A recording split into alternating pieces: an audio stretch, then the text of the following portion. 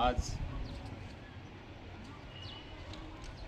6 जानेवारी रोजी आज दर्पण दिनाच्या निमित्ताने पाटोदा तालुका पत्रकार संघाच्या वतीने आज या ठिकाणी दर्पण दिनाचे कार्यक्रमाचे आयोजन केले आहे।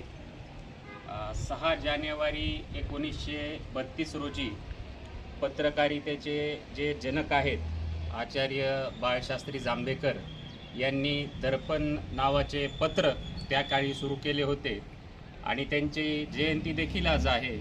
तर या निमित्ताने आपण सर्व पत्रकार बांधव मिळून प्रत्येक वर्षी हा दर्पण दिन साजरा करत असतो। या दर्पण दिनाच्या निमित्ताने आज या ठिकाणी आपल्या पाटोदा तालुका पत्रकार संघाचे अध्यक्ष त्याचप्रमाणे आष्टी पाटोदा मतदारसंघाचे लोकनेते आपल्या सर्वांचे प्रेरणास्थान आदरणीय सुरेश अण्णा धस यांचे स्वीय सहाय्यक श्री सोमीनाथजी कोले साहेब यांची प्रमुख उपस्थिती आहे आणि त्यांच्या पुढाकारातून आपण हा दरवर्षी पाटोदा तालुका पत्रकार संघाच्या वतीने दर्पण दिन साजरा करत असतो।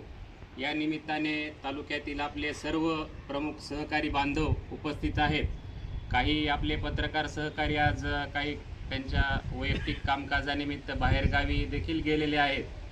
तर आज अशा प्रकारे आपण सर्वांनी मिळून हा दर्पण दिन साजरा केलेला आहे।